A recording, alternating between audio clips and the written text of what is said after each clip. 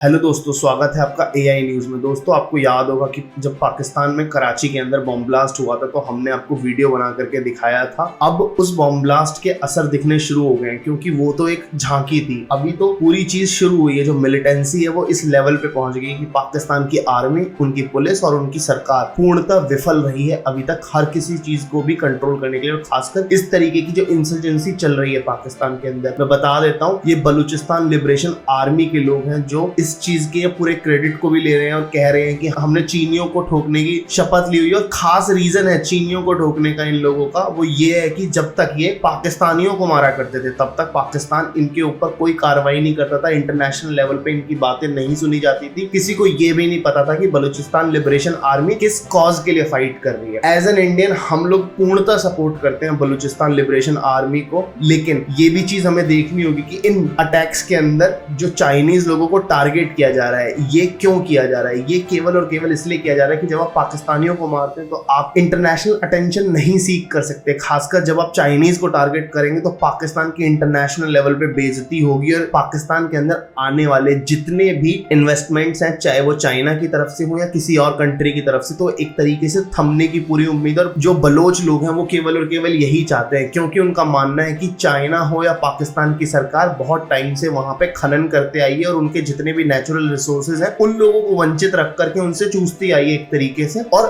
वहां पे सिचुएशन इतनी बुरी है कि वहां का जो लोकल बलोची है उसके पास पीने का पानी तक नहीं है शुद्ध। तो आप समझ सकते हैं कि सिचुएशन किस लेवल पे खराब है और क्यों ये अटैक इतने ज्यादा एग्रेशन के साथ हो रहे हैं कि उन्हें परवाह ही नहीं है कि वो पकड़े जाएंगे या नहीं पकड़े जाएंगे, क्योंकि उनके पास कोई चारा ही नहीं है। क्योंकि जो पाकिस्तान का पूरा सिस्टम है वो इतना करप्ट है कि उन्होंने केवल और केवल अपने पाकिस्तान के बाहर मकान बनाने के लिए और अपने स्टेटस को आगे रखने के लिए एक तरीके से पूरे पाकिस्तान को और वहां के आम लोगों को बर्बाद कर दिया है। मैं वापस आता हूं मेन पॉइंट पे। चाइना ने ये डिसाइड किया था कि चाइना के जितने भी टीचर पाकिस्तान में रह रहे हैं उन सबको वापस बुला लिया जाएगा। ये खबर आई थी कल शाम को, लेकिन उसके बाद शहबाज शरीफ जो कि पाकिस्तान के पीएम है, उन्होंने चाइनीज पीएम को कॉल किया। चाइनीज प्रधानमंत्री को कॉल करने के बाद उन्होंने उनको आश्वासन दिया कि आप अपने लोगों को यहाँ से ना निकालें, हम उन्हें अल्टीमेट ग्रेड की सिक्योरिटी प्रोवाइड करने का प्रॉमिस करते हैं और हम उन्हें बहुत अच्छी सिक्योरिटी देंगे। उनकी ये बात हुई थी कि आज एक और कराची में ब्लास्ट हो गया है जिसमें 12 लोगों के हताहत होने की खबर आई और बहुत ज्यादा बड़ी संख्या में लोग घायल हो गए हैं। और जिस इंटेंसिटी के साथ बैक टू बैक ब्लास्ट हो रहे हैं, एक चीज समझ आती है कि पाकिस्तान की गवर्नमेंट के कंट्रोल में ये बिल्कुल नहीं है और आने वाले टाइम में ये ब्लास्ट के रेट शायद और ज्यादा बढ़ सकते हैं। तो एक बात तो पक्की हो जाती है यहाँ पे कि चाइना का जो मोराल बना होगा एक तरीके से अपने लोगों को वहां रोकने का, वो बिल्कुल टूट चुका है और अब पाकिस्तान से चाइना वापस जाना चाहता है हर कंडीशन पर। और अपने सारे लोगों को चाइना ने ऑलरेडी निकालना शुरू भी कर दिया है। चाइना के अंदर ये कयास भी लगाए जा रहे हैं कि पाकिस्तान के अंदर अभी जो सरकार आई है नई, वो एक अमेरिका प्रो सरकार है। तो एक इसके पीछे षड्यंत्र भी हो सकता है कि चाइना के खिलाफ एक कॉन्स्पिरेसी रची जा रही हो, जिसकी वजह से ये अटैक इंटेंशनली तो नहीं किए जा रहे हैं। इसके अभी तक कोई सबूत नहीं है और इस तरीके का कोई क्लेम भी नहीं आया है। पर एक एंगल चाइनीज काउंटर पार्ट की तरफ से ये भी आया है, पर ये अपने आप में बहुत बड़ी बात होगी देखने के लिए, क्योंकि जिस प्रकार का चाइना का इन्वेस्टमेंट पाकिस्तान में था सीपैक का, वो कोई बहुत ज्यादा बड़ा इन्वेस्टमेंट नहीं था अगर इंडिया के पर्सपेक्टिव से देखें, लेकिन पाकिस्तान के पर्सपेक्टिव से देखें तो वो शायद वो उनके लिए कुछ जरूरत से ही ज्यादा बड़ा था। इसलिए वो चाइना की सरकार के लिए पैर छूने और चूमने तक के लिए तैयार रहते थे हमेशा। लेकिन अभी जो सिचुएशन है यहाँ पे ये बात देखने वाली होगी कि क्या चाइना पाकिस्तान में रुकेगा या नहीं रुकेगा। सीपैक तो बुरी तरीके से ठप हो चुका।